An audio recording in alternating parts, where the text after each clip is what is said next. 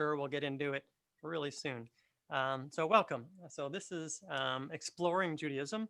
And what we're going to do is we're going to take a broad view of Judaism and go through a beautiful curriculum that we got from the Miller Introduction to Judaism program, which is out of the University of Judaism, now called the AJU, American Jewish University.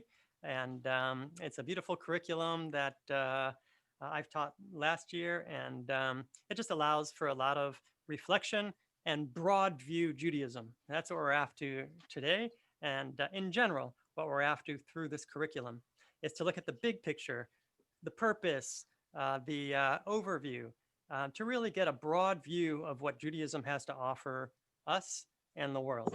And we need it now more than ever. Eitz chaim hi lamachazikim ba, they say in Hebrew, which means it is a tree of life for all who hold fast to it. And so we know that if we can infuse our own lives with a little bit more Judaism, a little more engagement, a little more intentional living, then we can bring a little bit more goodness and peace to the world. And that's my prayer, that this class will add to the goodness and peace and justice of the world. And I know everybody on this call is just and good and peaceful, but it could never hurt to get a little bit more intense about it and a little bit more public and deliberate about how we're living our lives. And who's ready? I'm ready. All right, let's do this. So we're going to ask you occasionally to type into the chat to share ideas. Sometimes we'll do it verbally, sometimes we'll do it through the chat. And so we're going to experiment with the chat right off the bat.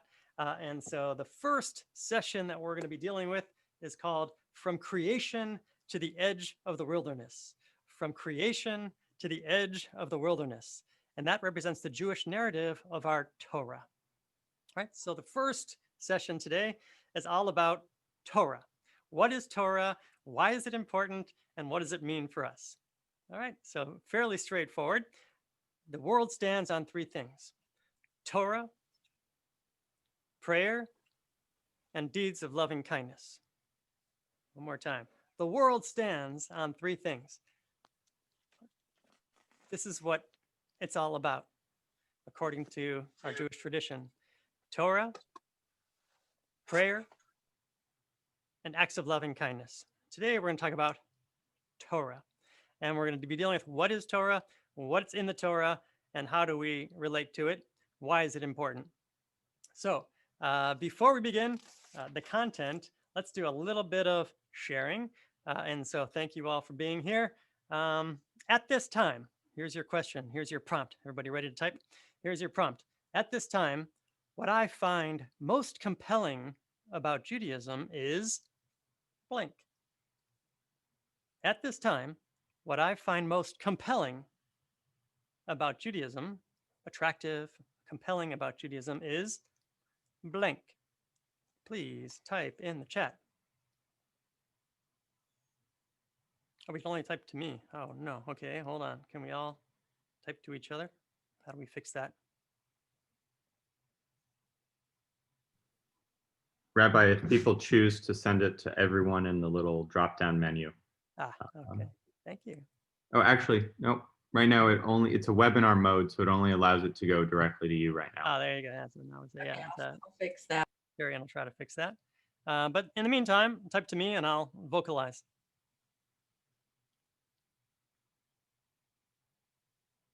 I stand ready. Sense of community. What I find most compelling is the sense of community. Strongly rooted in tradition. Community, community. Ethical living rules. Beautiful. Keep coming.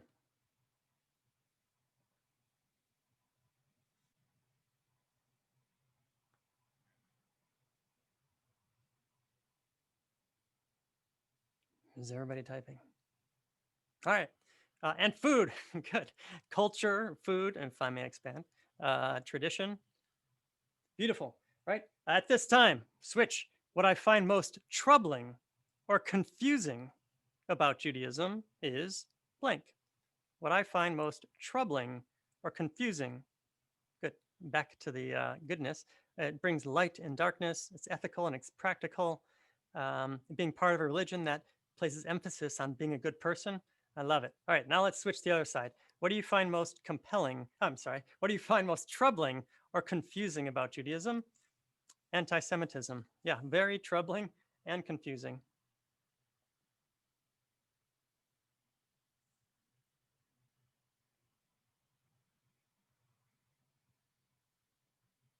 How strict it can seem. Yeah.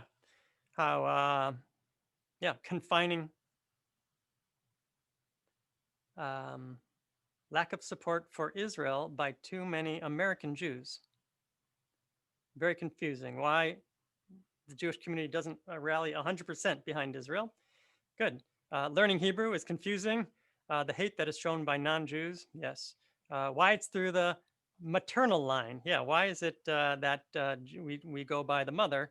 Why do we do all these things, right? What's the purpose of all these rituals? All right, last question, and then we'll get into our curriculum because we have limited time. I am here because blank. I am here because blank. Good. Also confusing, lack of compassion for the other within our community. Wow. Sometimes the Hebrew gets in the way. Yeah, so that's troubling. Good. I am here because. Last question.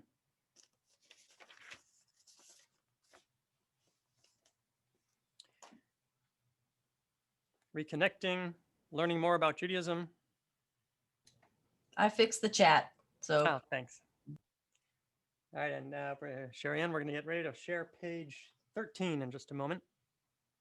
We want to learn, and because COVID, and we have nothing else to do. Yeah, so might as well. I like it.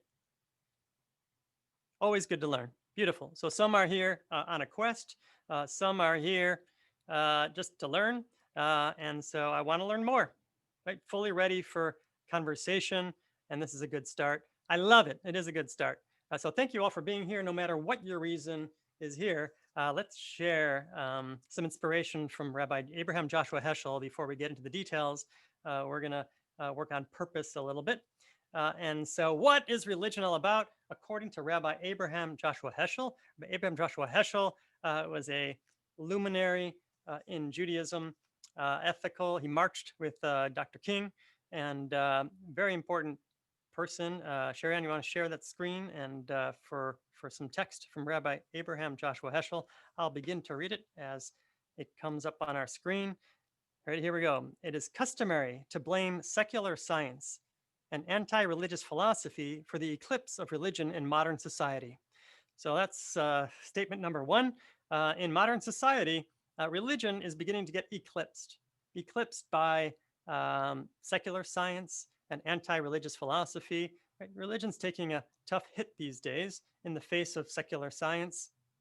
It would be more honest to blame religion for its own defeats. And so Abraham Joshua says it's easy to blame other reasons why religion isn't doing so well, right? So the greatest growing group of Jews are called the nuns. When you ask them, what religion are you? They'll say none. They don't embrace their own Judaism. So the question is why? Why is Judaism taking a hit these days? Why is all religion, right? Church attendance is decreasing, right? All religion is sort of challenged these days in the face of modern society. And it's very easy to blame that or to blame that. But Abraham Joshua Heschel says, look in the mirror. It would be more honest to blame ourselves for our own defeat. Religion declined not because it was refuted, but because it became irrelevant, dull, oppressive, insipid. Right? We saw the sort of oppressive in the chat. When faith is completely replaced by creed, worship by discipline, love by habit, right? Nava asked, why do we do all these things, right? Why all these habits, right? It's become habitual. And we need to replace it with love. It can't just be rote and ritual, it has to be love. When the crisis of today is ignored because of the splendor of the past, when we rely on our ancestry and our glory days, when faith becomes an heirloom rather than a living fountain, if we don't use our Judaism in our lives in a practical, pragmatic, daily way, when religion only speaks in the name of authority rather than with the voice of compassion, its message becomes meaningless. We haven't tended to Judaism particularly well in the past few decades, and it's time for that renaissance today. And we need it now more than ever to bring light into the darkness. Religion is an answer to man's ultimate questions. The moment we become oblivious to ultimate questions, religion becomes irrelevant, and its crisis sets in. The primary task of religion is to rediscover the questions to which religion is an answer. Right? We have to have the right mindset to go into this conversation. And the mindset is, what are the big questions in life that you struggle with? Right? When you have trouble falling asleep at night, right? What is it that's bothering you? What are your underlying concerns? That existential angst that sometimes rises, right? That religion, and I would argue, I'm not gonna, I was about to say only religion can answer, but maybe that's not true. That religion can provide answers for. And so the question I'd like you to think about for just a moment, what are some of your big questions? What are some of your big questions? The questions that arise in your darkest moments and in your most joyful moments. So here's a couple of mine, and if you'd like to share some of yours, you may. Do I really matter? Do I really matter?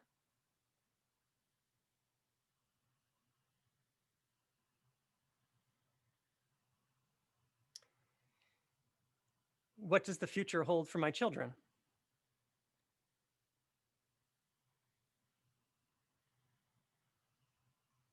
What's the future of conservative Judaism? So these are some of my questions that I grapple with, and I invite you to think about your own, because that's what we're going to address today. The Torah is an answer to these big questions. And so let's stop sharing the screen for a moment, and we'll start with our curriculum. Class number 1, the Torah. Welcome.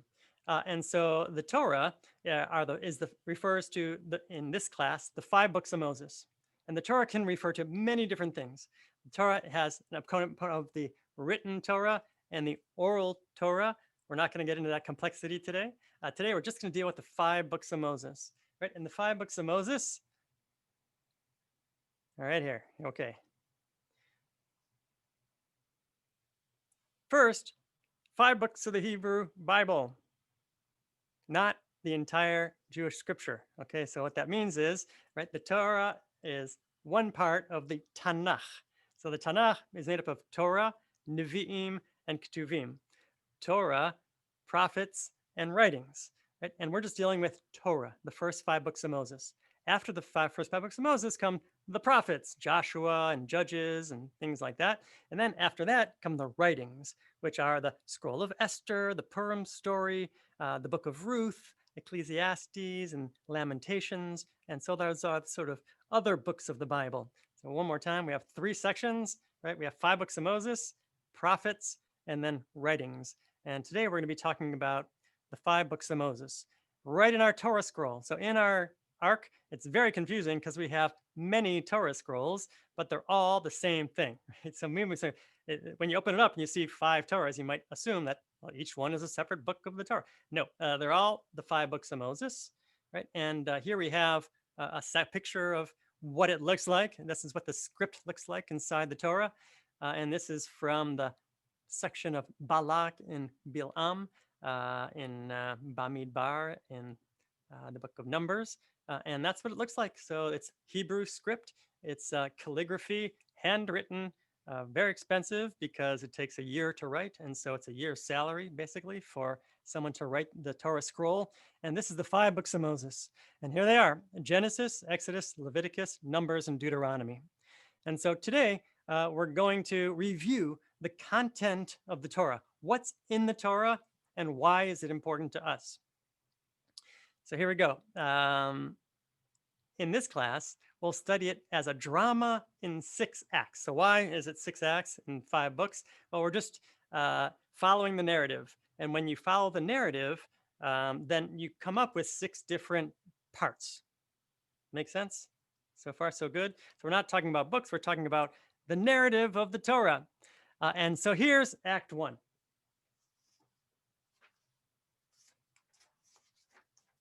Act 1 deals with prehistory. So you open up the book of, you open up your Chumash, your Eitz Chaim Chumash when you're sitting in the synagogue, and it looks like that. And you open up to page 1,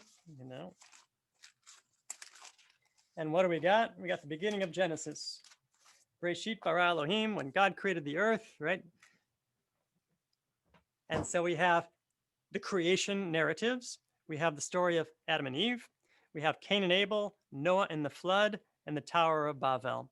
Right? And this first verse of the Torah, the verse says nothing but interpret me. Every verse in the Torah is open to interpretation. All the Torah is a poem. Rav Naftali Tzvi Yehuda of Berlin says, and that means it's not scientific fact. What it is truth for us, religious truth for us to learn and for us to deal with. So here's how the Torah starts. In the beginning, God created the world, light and darkness, sky and water, land and sea. So right, and then these are the 6 days of creation, followed by the gift of Shabbat. Then, very quickly afterwards, we have the story of the Garden of Eden, the dramatic story of the Garden of Eden. And so the question is, which one? We have 2 different stories of creation. We have one in which a very orderly creation takes place. Day 1, day 2, day 3, day 4, day 5, day 6, and then God rests, and that's the Sabbath day. And then we have a different story, a story of Adam and Eve in the garden. And when you pick up the Torah and start reading it from the beginning, it's very strange because it seems like there are 2 beginnings. Not many people realize that, but when you just pick it up and start reading, you'll find very quickly that there seem to be 2 beginnings. So the question is, why are there 2 beginnings? Well, one of them is the beginning of a very orderly universe in which things happen sequentially, step by step. And that's a truth that we embrace, that there is order in the world, that structure is important, right? That the way we succeed is through daily habits and order, prayer 3 times a week, every 7th day is Shabbat, right? We have cycles and order, and that's what the world is. That's the world that God created. On the other hand, we have this other story of Genesis 2, which is a story of Adam and Eve, the dramatic story of intrigue and suspicion and romance and cheating and lying, right? And so this too is part of the world in which we live, right? And so it wouldn't be a complete story if it didn't have both sides of this world. On one hand, we have this orderly world in which we understand how things work and how things function. On the other hand, we have this world of mystery and intrigue and drama and jealousy and love, and we don't understand how these things work sometimes. It's messy and disorderly, right? And so both of these things are true. And so we couldn't have one without the other. We couldn't tell the complete story of what this world is all about without both stories. And so the Torah is taking the stance of it's not about a scientific book of a theory of cosmology of how the earth was born. This is what the world is. This is how we relate to the world. This is a roadmap for us to do good things in the world. It's not a science book. It doesn't need to jibe with evolution and the Big Bang Theory. It may, it may not. It's not very interesting. The conversation isn't very interesting to me because I see these as 2 different worlds, right? We have the world of science, which we deeply respect and we deeply follow, especially these days. We have complete allegiance to the world of science, and we have complete allegiance to the world of religion. And they both function in different spheres. The Bible deals with what is life? What is important? How do I love? How do I do justice and goodness? How do I be more empathetic and compassionate? Science doesn't deal with those questions. if I'm no scientist, but I think that's not the focus of science, right? The focus of science is completely different, right? Is finding out scientific truth, math and physics. I'm not a scientist, so I'm even going to start. I was able to wax eloquently about the world of the spirit, but I'm not able to wax eloquently about the world of science. Let it be so. And so I honor those scientists who do their work in astronomy and geology, but that has no little relevance to what I'm dealing with here, which is how to live a proper ethical life in this world. And so that's how we start. That's pre-humanity, right? Is where the Torah starts. How the world was created, what kind of system that we live in. And on one hand, we live in this orderly system. On the other hand, we live in the world of drama and intrigue and emotions. That's act number one, prehistory. I mean, act number one, right? All right, where do we go? What do we call it? There we go. Act two, right? These are our forefathers and foremothers, our ancestors. This is our family, right? So the Torah starts Act one, setting up the world. Act two, here's our family. This is where we come from.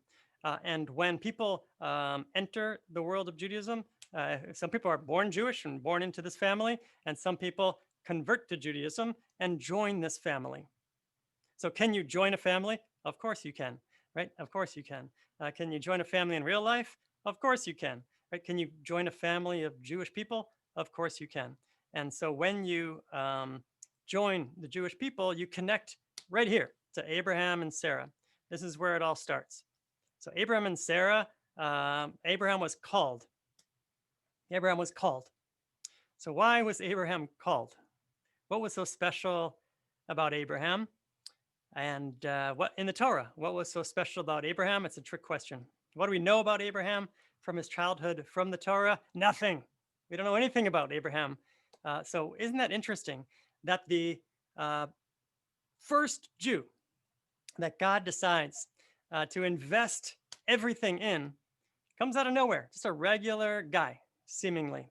Now, there are stories that the rabbis tell about Abraham's childhood, but they're called midrash or legend, but they're not in the Torah. And so today we're just dealing with Torah, what's in the Torah.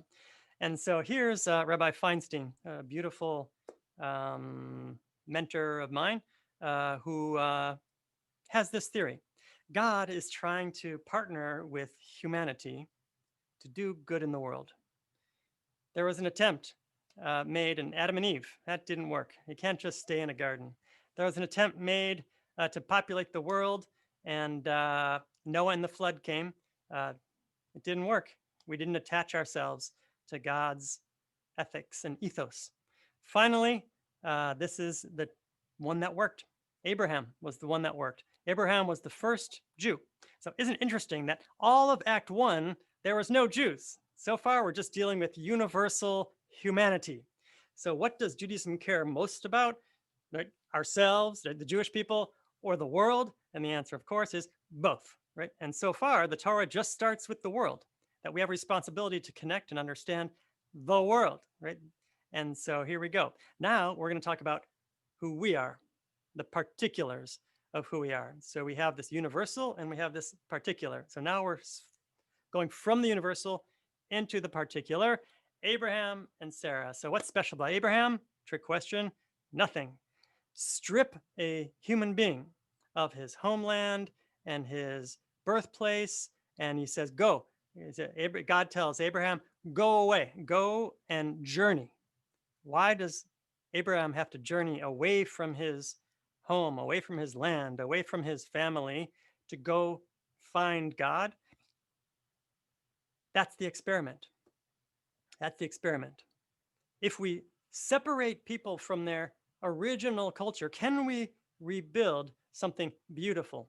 If we can strip Abraham of his Canaanite rituals, of his Canaanite theology, can we build something beautiful in the world? Can we build a blessing to the world? Ultimately, the answer is up to us, right? We're the descendants of Abraham and Sarah. Abraham and Sarah can you do it? And they have trouble having birth. All right, they can't conceive. And so enter Hagar. So you see Hagar on the top right, and she has a son with Abraham, Ishmael, down below. Finally, a miracle happens, and Sarah and Abraham have a child of their own, and there's Isaac, right? And finally, Ishmael has to get jettisoned from the family, and you see him in light blue, and you see the deep blue, the dark blue is going to be the lineage. So Abraham starts, could have gone to Ishmael, but it didn't. It took a left. And we have Isaac, who marries Rebekah. They have the twins, Jacob and Esau, Yaakov and Esav. Esav kind of falls off the lineage, right? He was the firstborn, and there's a tricky story there of how Jacob wrestled the birthright away from Esav and became dark blue. So Abraham, Isaac, and Jacob, Sarah, Rebekah, and now we need Rachel and Leah. So they're down below, right? So Jacob has 4 wives, right? Leah and Rachel are his wives, and then Zilpah and Bilhah are their maidservants. And so he has children with them also, right? So these are all Jacob's sons. Reuven, Shimon, Levi, Yehuda, Issachar, Zvulun, Binyamin. There's Yosef, Gad, and Asher, Dan, and Naphtali, right? And there's also Dinah, who's not is she there? At the end there, after Yisachar, right? So there's one daughter over there, Dinah, and then we have the 12 tribes, right? So these are the 12 tribes. These are the children of Israel. Jacob is known as Israel. His name gets changed after he has a wrestling match. And so here's our family tree. These are the sons of Jacob, B'nai Yisrael, the Israelites, right? Start right here. These are the 12 sons of Jacob. And as if you'll notice, they come from 4 different mothers. So Leah and Rachel are the most prominent of those wives because they're wives and not concubines. And they have these sons and daughter. And the favorite son is right here in blue. This is the favorite son of Jacob. And Joseph, he gives him a coat of many colors, and he's strutting around. And his brothers throw him in a pit and sell him down to Egypt. And that's how we get to Egypt. And then they all follow him to Egypt, right? And so this is our family tree, and this is our family story. And God creates a covenant with Abraham. Enter the Brit, enter the covenant or the contract. We know it as Brit Milah, right? As a bris, right? Circumcision. That's the same word that we use, but the Brit has a larger context, which is a covenant or a contract with God. I'll take care of you, you take care of me.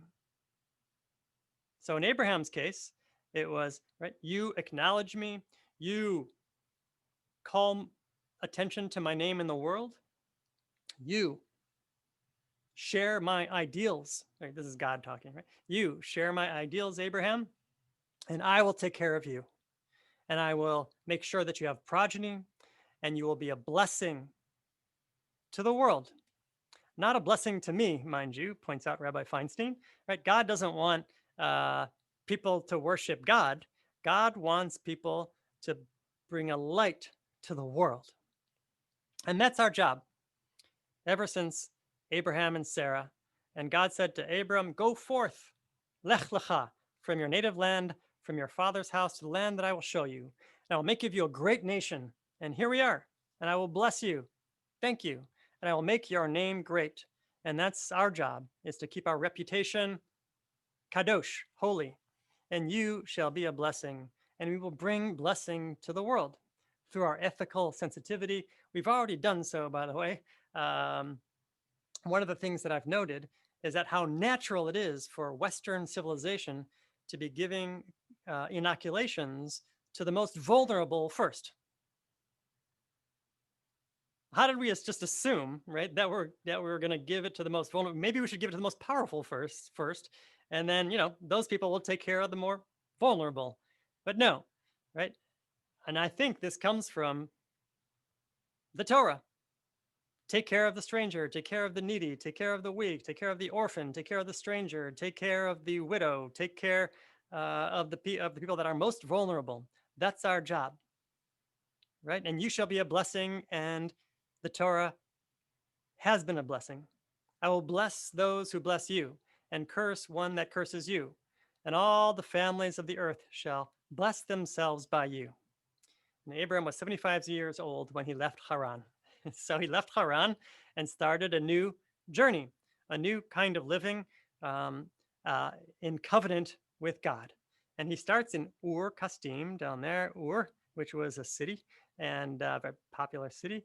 And he goes and starts traveling to Haran, right? And then goes to Damascus and Shechem. And then later on, the Jewish people end up in Goshen and Sinai. And this sort of the journey of the Jewish people emigrating, always moving, always shifting, always moving from one place to another. Act number 3. All right, so we have 6 acts. All right, from slavery to redemption. And so now we're into the Exodus, right? And the Exodus brings up the themes of xenophobia and enslavement. And everyone needs to be equal. There can be no Pharaoh in God's world. That's not a possibility. Right? Early life of Moses, and Moses was born into the scene, a light in the darkness, and he runs away out into the desert, meets up with Yitro, a holy man in the desert, learns about religion, encounters the burning bush, goes back to Egypt and says, "Let my people go," and the rest is history. And God, here we are.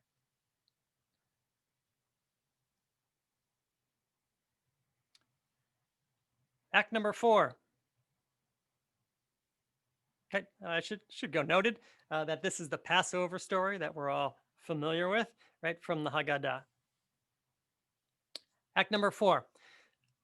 We escape from Egypt. Escape. What's the better word for that?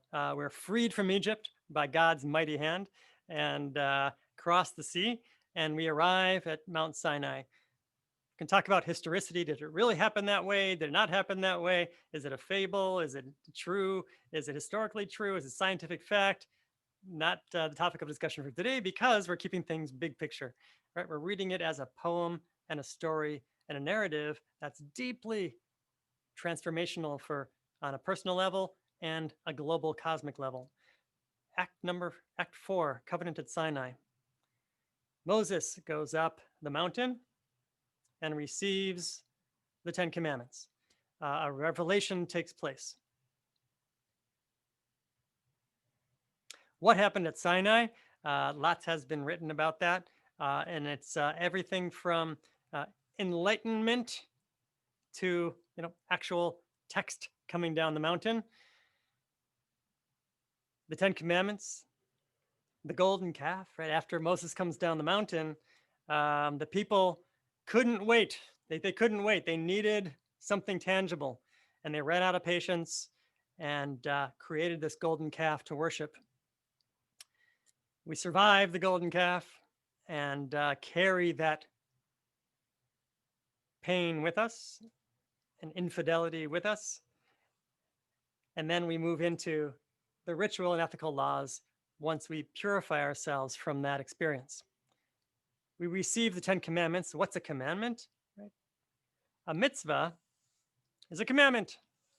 We have 613 mitzvot in the Torah to the rabbinic traditional count. Usually, it's considered a good deed. Do me a mitzvah, do me a mitzvah and grab me that, But the shoresh, the root of the word, is actually tzivui, which is to command, right? Which is once you sign a covenant, it means that you're obligated. So it's really an obligation, or that what a mitzvah is. And once the way that we're obligated is through not coercion, but rather voluntary submission to the covenant, because the covenant is important to us. What's other examples of that? Any contract, right? If you sign a contract, that means you're obligated to the terms of the contract. A marriage, right, means that you don't have to like everything that you end up doing because you have to serve and ignore your own needs and serve others' needs. All right, and that's sometimes uncomfortable, especially when you have conflicts. But it's worth it in the end. Why is it worth it? Why is the sacrifice worth it?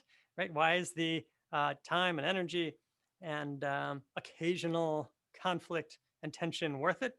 Because we're committed. Because we're committed to the ideal, right? And so that's the same thing here with mitzvah. It's not necessarily a good deed. That's why it says colloquial. It's fine to use it colloquially. I'm not. That's fine. But really, what it means, literally and practically in Judaism, is it's an obligation based on a covenant of love. Right? So it's a choice, right? Everybody has a choice these days. Right? We are all Jews by choice, right? Once upon a time we called converts. We didn't want to say convert because it seemed non-PC or insensitive, and so we said Jews by choice. But rabbis have not embraced that completely because really we're all Jews by choice. Right? If we were born Jewish or not born Jewish, we're all Jews by choice. Right? Which means that no one's coercing anybody anymore, right? We come into this world voluntarily. However, in order to really understand and feel the depth and the beauty of the Jewish experience, it requires a covenantal commitment. It requires a covenantal commitment. So what's the difference between a regular commitment and a covenantal commitment? I would posit one of the differences is not every covenantal commitment makes sense. Not every covenantal commitment is comfortable. But there's a covenant, right, that bonds. And it's a covenant of love. So what does that feel like when you sacrifice for another? Right? I find that there's a surge of adrenaline and endorphins, right? That it feels good, right? It feels good when you have to go out and get the milk for tomorrow or take out the garbage at the end of the day, right? It feels good. It feels good to accomplish, to serve. So that's one of the notions here is that if you're bought into the system, if you're bought into the covenant of love, then it feels good, right? To sacrifice a bit or to make a commitment and to stand your ground and say, I believe in this. This is important in my life, right? And that means you're living deliberately, making choices, making deliberate choices in the framework of covenants in your life. Right? So that's a big picture idea that I want to just stick with. The traditional mitzvot are 613 mitzvot, and they come in two categories. Ben Adam Lamakom, which are sort of ritual between, translated as between humans and God, Ben Adam Lamakom, which are the theological mitzvot and the ritual mitzvot, right? Saying blessings over things that have nothing to do with being kind to one another. They're between you and our maker, right? Us and our maker. And so these are theological and ritual commandments. And the other category is being Adam l'chavero, between people and people. People being a person and his friend. Chaver is a friend, which are these interpersonal mitzvot. Be kind, love your neighbor as yourself, don't mistreat the stranger, love your neighbor, right? So these are the ethical and interpersonal, don't cheat in business, right? These are the ethical and interpersonal mitzvot that the Torah contains, right? And all these mitzvot come from Mount Sinai, right? These are the covenant at Sinai where it was solidified. So really Sinai represents more than just a place of delivery of the Torah. Sinai represents our chuppah, right? The place where we got married, right? And that's the place where we signed on the dotted line and signed the marriage license to God, right? And so we remember Sinai as this ultimate place of connection and covenant. After we receive the Torah, we spend 40 years in the desert. So here's Act 5, right? We have two more acts left, Act 5 and 6. All right, perfect timing. Here we go. The wilderness, right? So we step into the wilderness. Why do we need to spend 40 years in the desert? What does 40 years represent? It represents a turnover of generation. A generation needed to turn over, right? We needed to enter the promised land, right, with a new generation. Why was that so important? Because the old generation um, came out of Egypt, and they had a really hard time stepping out of Egypt into the desert. They said, we want to go back to Egypt, right, where things were regular and comfortable. They're very uncomfortable with life in the desert. Right? When it was time to come into the promised land, they sent spies, and the spies came back and said, oh, no, we're not going there. You know, we can't, we're not going to be able to fight the people who are there. We're weak, and we are, and they were ragtag bunch of slaves coming out of Egypt. So they spent 40 years in the desert camping and wandering and traveling. And then when the next generation came and Moses died and Joshua became a leader, then they were ready to enter the land of Israel. But in the desert, for those 40 years, there was a series of rebellions, a series of battles. Miriam dies and Moses mourns, and that's when he hits the rock, and this sad, frustrating, aging leader starts getting frustrated. Aaron dies, and then Moses gets told, you know what? It's not going to be you. It's going to be Joshua who's going to take these people into the promised land. And so that's act number 5. And act number 6 is the book of Devarim, the book of Deuteronomy. The book of Deuteronomy is Moses' final speech to the Jewish people.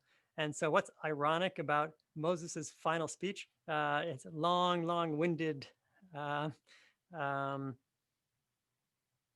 of the reasons he didn't want to go to Egypt in the first place, he told God, was that he wasn't a good speaker. You know, he's tongue-tied easily, and he didn't want to go because he wasn't a good speaker. But by the end of his life, right, he was speaking plenty. Right, he spoke a whole book. And here's Moses's final speeches wrapped up in Deuteronomy, reviewing the history of the Jewish people and charging them to enter the promised land. And this is the Torah that Adonai, your God, has commanded me to impart to you, to be observed in the land that you are about to cross into and occupy, so that your children's children may revere Adonai, your God, and follow as long as you live. Obey, O Israel. Hear us, Shema Yisrael, Adonai Eloheinu, Adonai Echad. That's in Deuteronomy chapter 6. You shall love Adonai with all your heart, with all your soul, with all your might. Take to heart these instructions with which I charge you this day, and impress them upon your children. Take all this stuff that I'm teaching to you, says Moses, straight from God, and teach it to your children, and make sure that all the stuff is with you always, right? And so what we're going to do in this class together is figure out what that is. What are we supposed to be understanding and transmitting from our Torah to the next generation? And here's how we do it. We recite these words, Shema Yisrael, in the morning and at night, and we just remember God's love all the time. Right? You shall love Adonai your God. We should be in love all the time, carrying this love in our hearts. Every time we pass through a doorway, we should look at the mezuzah, and it has a shin, a shema on it, and our hearts should be filled with love for all the people that we enter into that room. And when we pray in the morning, we should put on our phylacteries and our forehead and our arm, also in order to remember God's love and to teach of God's love. All right, Sherry Ann, if you'll bring us to page 30, over to page 20 in our book. I'll stop sharing.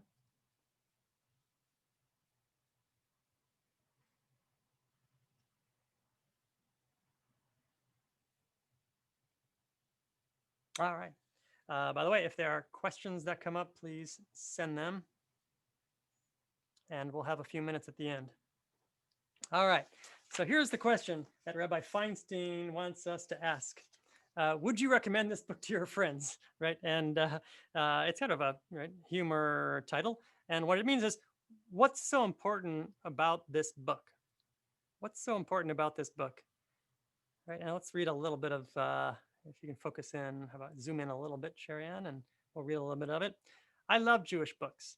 I attribute this to my fourth grade Hebrew teacher who regularly banished me to the synagogue library. So poor Rabbi Feinstein is kind of a character. And when little Eddie Feinstein was in Hebrew school, they used to kick him out of class a lot.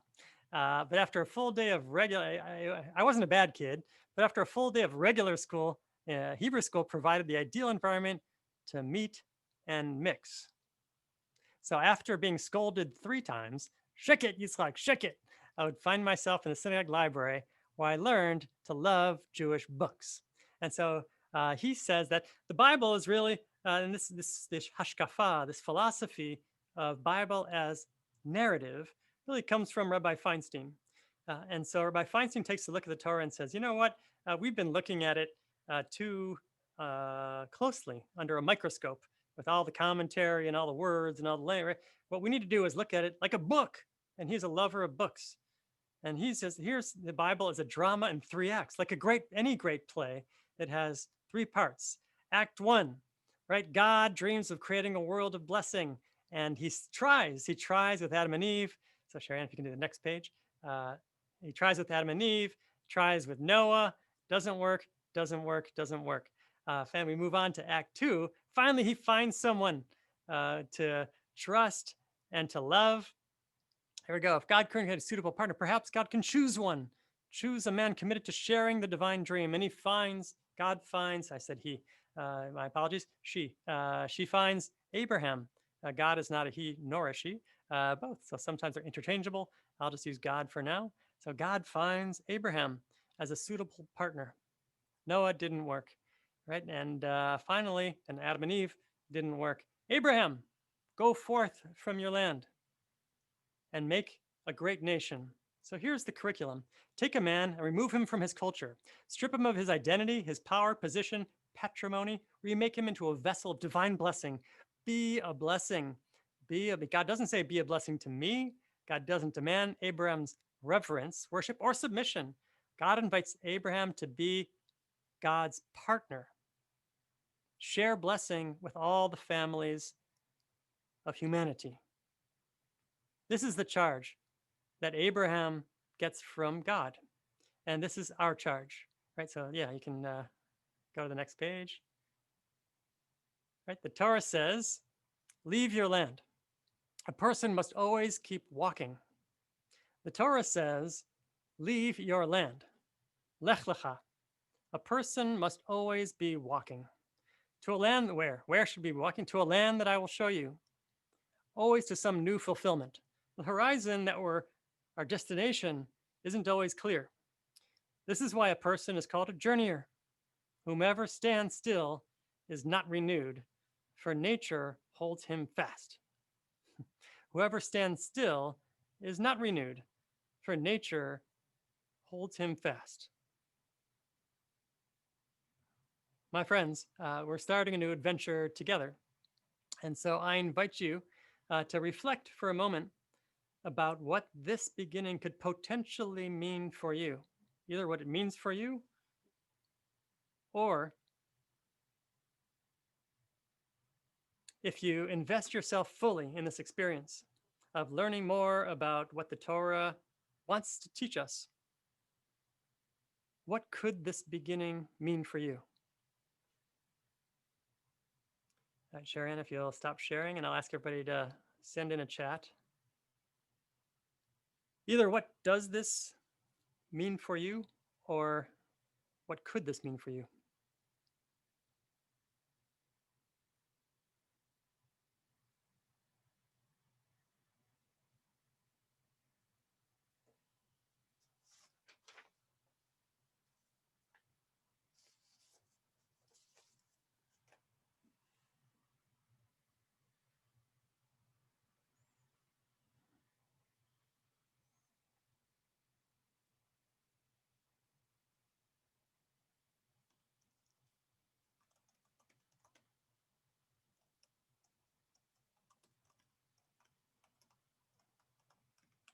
I'll start.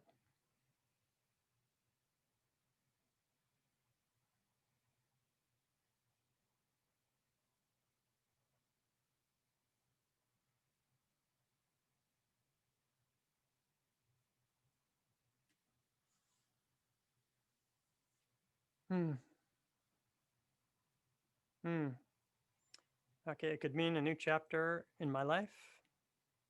I'm intrigued by the concept that we need not that it's not about worshiping God. It's about partnering with God. Good, more understanding. Not sure yet. Good. Creating a foundation that will help our kids grow into mensch. Yeah, mensch, menches,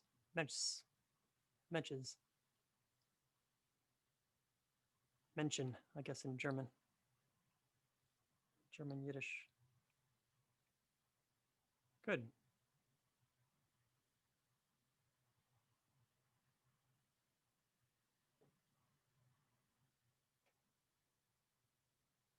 Better example. Beautiful. All right, friends. Let's end in a few moments. But before we do, please send in any questions about the material that we covered today or any general questions. We're going to end at 1. But before we do, just a few more uh, opportunities to ask questions. And oh, thank you. Okay. Yeah, Sherry Ann can email the chapter to everyone. There's also some additional readings that I'll send out after the class. If you're interested in pursuing any of the topics that we discussed. One of the things that I'd like to just highlight is, yes, becoming God's agent, right? So we're so used to showing up in synagogue and praising God as a royal monarchy up in the heavens. But obviously, that's not something that we can relate to these days in our democratic Western lives.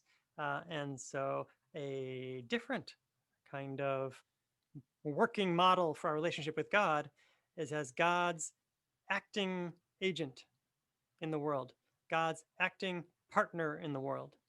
Right? We have a covenant with God. One might even say a mutual covenant with God. It's getting a little more radical, right? In which, right, we have certain responsibilities and God has certain responsibilities, right? And so, but our responsibilities are clear. Uh, God's responsibilities are less clear, right? Our responsibilities are more clear. Um, we have the hands. God doesn't have hands. God doesn't have a body. That's what we know about our God, right? God doesn't have any kind of physical manifestation. Right? And so, how can God act in the world without any kind of physical manifestation? Through Abraham, through Sarah, through their children and their children and their children and their children. That's the whole story of the Torah, right? It's not a story about God in heaven. It's not a story about God dealing with celestial beings. It's about human beings like you and I carrying out God's will. So, what is God's will? That's going to be a subject for later discussion. But we're just setting up the broad picture here that the Torah is a story about successful attempt God's successful attempt at finding a partner. And we are God's partners. And we are connected with God through a covenant that lasts the generations. Lador vador, from generation to generation, we praise God's name. Right? And in that prayer mode, again, there's a lot of praise, right? Praise to the high, holy King. But that's distracting. And why was that image so popular back in the day? Because they had kings, right? They had kings that they dealt with that were, riding their chariots through the streets. And so it was an easy connection. And by the way, they were very benevolent kings as well as harsh, cruel kings, right? And so we have the image, because we live in a democracy, of the cruel monarchy. But the Queen is very lovely. The Queen of England is very lovely, right? And so there's alternative ways of relating to royalty, both as cruel and punishing and authoritarian, but also kind and benevolent and loving. Not my point for today. My only point is that perhaps the whole royalty image in general um, is distracting for us these days in our Western civilization, filled with equality and democracy and partnership. And we're flattening the curve around the globe and in family systems, right? And so in religion too. we are embracing that biblical notion of covenant, of mutuality.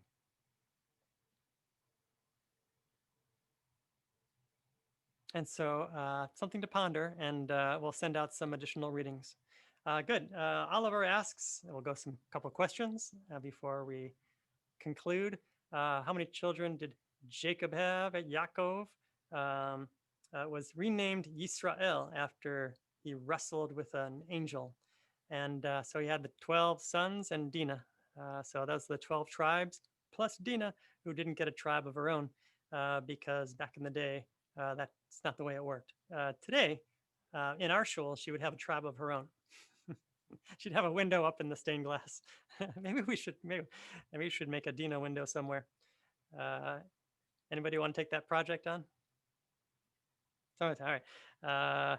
So friends, thank you for being here today. I'm going to do two things after to follow up. One is send out some additional reading, and thank you for being here, and also send out the full curriculum so you know what's coming up, so you can kind of do some reading beforehand, and just have a better sense of the trajectory of this course.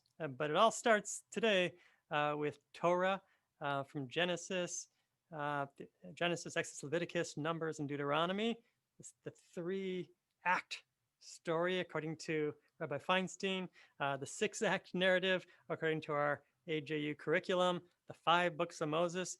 But now you have the story of the pre-human history, the creation of the world, the various attempts God makes to connect to humanity, and then the ultimate connection through Abraham and his family, leading to the great revelation up on Sinai, which began the covenant that continues to this very day. So friends, thank you so much for being here, and thank you for your reflections, and I'll see you next week. And you can, how about unmute and say hello and to each other, and we'll also do some social, well, we'll figure out how to socially interact one day soon. Thank you. Have a you're good welcome. day. Bye-bye, everybody. For being here. Thank you, Rabbi. Thank you, Rabbi. See you next week. Bye bye. Have a lovely day. Yeah. Thank you, Rabbi. Enjoy the rest of the day. I have